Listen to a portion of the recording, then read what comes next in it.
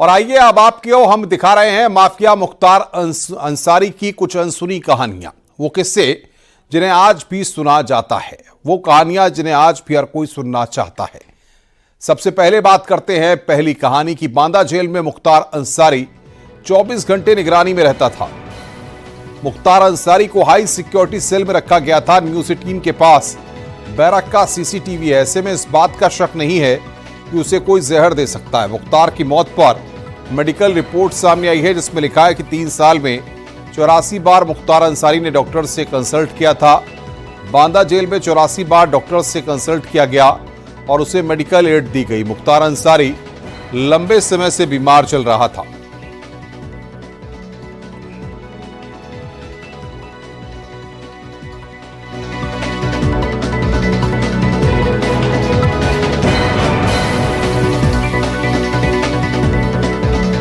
मुख्तार का वर्चस्व सिर्फ अपराध में ही नहीं था, बल्कि शासन सत्ता भी मुख्तार के सामने नतमस्तक हुआ करता था।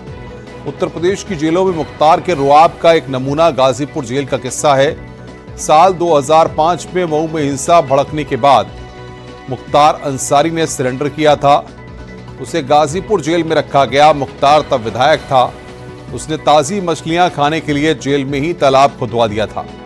मुख्तार तब गाजीपुर जेल में डीएम समेत बड़े अधिकारियों के साथ बैडमिंटन खेला करता था।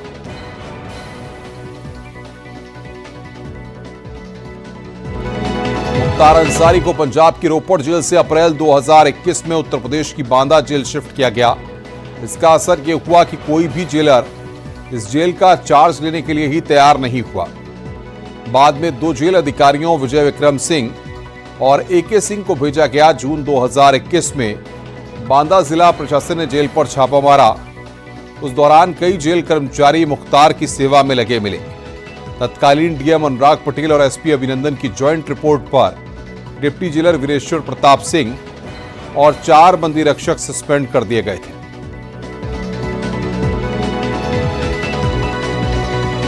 मुख्तार 2 साल से बांदा जेल में बंद था। मार्च 2023 के आखिरी हफ्ते में इस जेल से एक कैदी छूटकर बाहर आया था। उसने बताया कि मुख्तार को स्पेशल सिक्योरिटी सेल में रखा गया था। उसकी बैरक दूसरे कैदियों से अलग थी। गेट के पास ही वो हर रोज 2 घंटे कुर्सी डालकर बैठता था और जेल अधिकारियों और दूसरे कैदियों से मिलता था। मुख्तार जितनी देर अपनी बैरक से बाहर रहता था, तब तक जेल के उस हिस्से के CCTV बंद रहते थे, ताकि वो किससे मिल रहा है ये किसी को पता ना चले।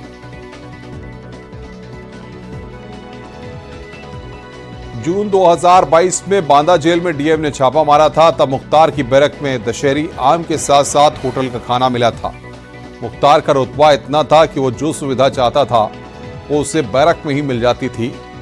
मुख्तार जब ट्रांसफर होकर बांदा जेल आया तो उसके गुर्गे जेल के आसपास किराए पर कमला लेकर रहने लगे। मुख्तार को SUV का शौक रहा। उसके SUV के बेड़े में कई गाड़ियां होती थीं।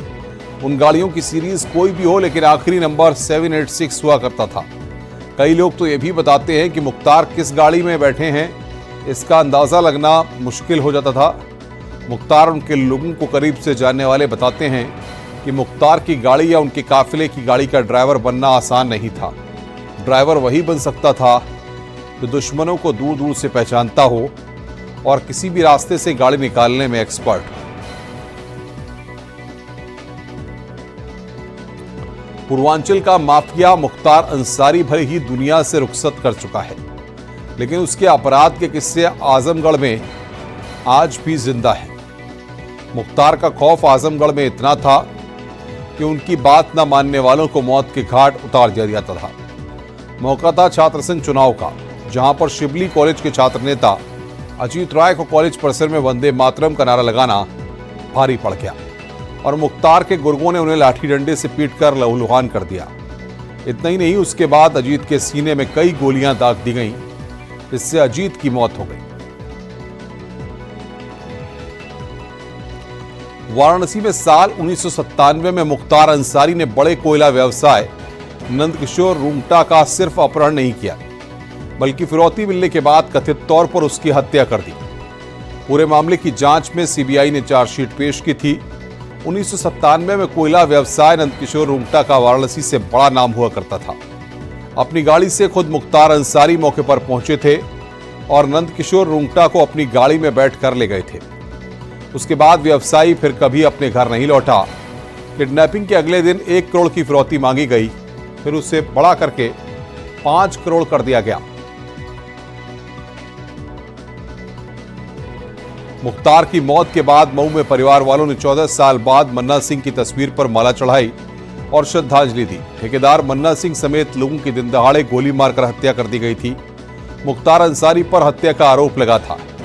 इसके बाद मन्ना सिंह के बेटे और परिवार वाले लगातार मुख्तार अंसारी के खिलाफ लड़ रहे थे। मुख्तार अंसारी की मौत के बाद अपने पिता पर माला पर पहली बार चित्र पर फूल चढ़ाकर श्रद्धांजलि दी गई। उत्तर प्रदेश के गाजीपुर जिले के एक प्रतिष्ठित और सम्मानित परिवार से ताल्लुक रखने वाले अपराध की दुनिया के बादशाह मुख्तार अंसारी की जिंदगी उतार चढ़ाव भरी रही है। अचूक निशानेबाज के रूप में पहचाने जाने वाले मुख्तार अंसारी ने मोहम्मदाबाद से गाजीपुर तक सफर मामूली ठेकेदार के रूप में शुरू किया था। उस समय वो बाइक से चला करता था।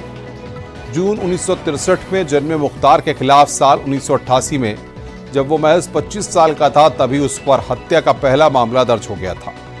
पुलिस डायरी के अनुसार मुख्तार अंसारी से जुड़े लोगों के पास AK-47 56 से लेकर कई प्रकार की विदेशी राइफलें और मैग्नम की कीमती पिस्तौल मौजूद थी।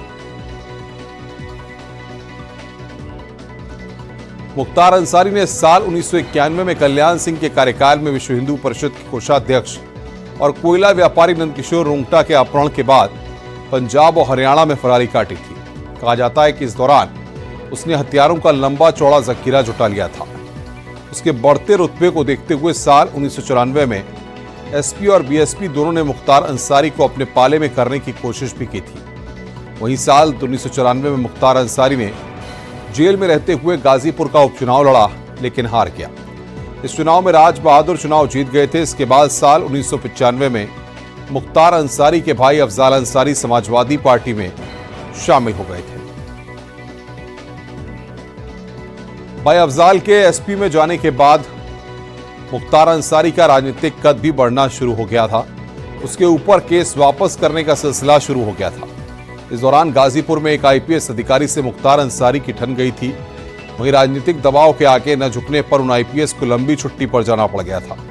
1996 में मुख्तार अंसारी की एंट्री विधानसभा में हो गई थी। धीरे धीरे मुख्तार अंसारी का रसूख काफी बड़ा हो गया। इसके चलते उसकी सरकार में भी तूती बोलने लगी थी। मुख्तार की मौत के बाद मुख्तार अंसारी का एक पुराना वीडियो वायरल हो रहा है, जिसमें वो शेर पढ़ता नजर आ रहा है। 28 दिसंबर को जिला कोर्ट प्रयागराज में पेशी पर उसने ये शेर पढ़ा था। मुख्तार अंसारी ने ED से जुड़े मामले में पेशी उस वक्त हुई थी। साल 2004 में STF ने सेना छोड़ने वाले ऐसे 2 व्यक्तियों को गिरफ्तार किया था जो चुपके से मुख्तार अंसारी को LMG और कारतूस मुहैया करा रहे थे। इस पर STF के शैलेंद्र सिंह ने मुख्तार अंसारी के खिलाफ कार्रवाई करने की इजाजत मांगी थी, लेकिन इजाजत न मिलने पर उन्हें पुलिस की नौकरी से इस्तीफा देने पर मजबूर होना पड़ा था। इसके बाद जुलाई 2005 में STF और जौनपुर पुलिस ने कुछ अपराधियों से पूछताछ की। उस पूछताछ में आरोप लगा कि मुख्तार अंसारी वाराणसी के सांसद राजेश मिश्रा की हत्या की साजिश रच रहा था। फर्जी एम्बुलेंस मामले में 24 मार्च 2022 को तत्कालीन DM ने मुख्तार अंसारी के खिलाफ गैंगस्टर केस को मंजूरी दी थी। इसके बाद 25 मार्च 2022 को तत्कालीन शहर कोतवाल ने मुख्तार अंसारी और उसके 12 अन्य सहयोगियों के खिलाफ गैंगस्टर का मुकदमा दर्ज कराया था। आरोप पत्र दाखिल होने के बाद इस मामले का ट्रायल MP MLA कोर्ट में हो रहा था।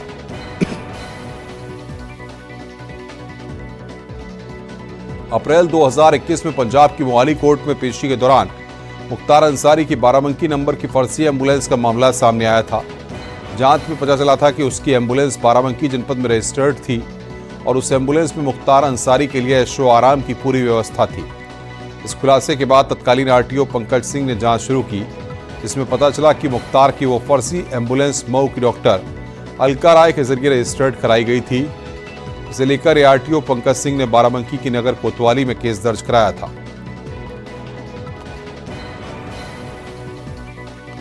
बांदा मेडिकल कॉलेज से मुख्तार अंसारी का शव गाजीपुर ले जाया जा रहा है। देर रात तक काफिला गाजीपुर पहुंचेगा।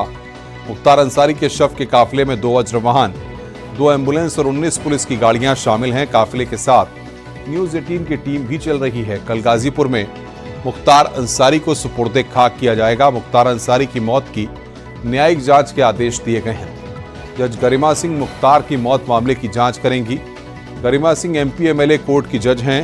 1 महीने के अंदर सीजेएम बांदा को अपनी रिपोर्ट सौंपी जाएगी। मुख्तार अंसारी को मोहम्मदाबाद के कालीबाग कब्रिस्तान में दफनाया जाएगा। कालीबाग कब्रिस्तान में अंसारी परिवार के कई लोग दफन किए गए हैं। इसी कब्रिस्तान में मुख्तार अंसारी के पिता सुभानुल्लाह अंसारी और मुख्तार की मां को भी दफन किया गया था। इसी कब्रिस्तान में मुख्तार को भी दफनाया जाना है। इसकी तैयारी पूरी कर ली गई है। कब्रिस्तान में मुख्तार अंसारी को दफनाने के लिए उसकी कब्र को तैयार कर लिया गया है। कालीबाग कब्रिस्तान में मुख्तार के लिए 6 फुट लंबी 4 फुट चौड़ी कब्र खोद कर तैयार की गई है। इसी कब्रिस्तान में मुख्तार को सुपुर्दे खाक किया जाना है। मुख्तार अंसारी की मौत पर उनके बेटे उमर अंसारी ने सवाल उठाए हैं। उमर अंसारी का आरोप है कि यह स्वाभाविक मौत नहीं है, सुनियोजित हत्या है। उनके पिता को जेल में सही तरीके से इलाज नहीं मिला। अगर सही इलाज मिला होता तो उनकी मौत नहीं होती। उमर अंसारी का कहना है कि जांच के लिए न्यायिक प्रक्रिया अपनाएंगे।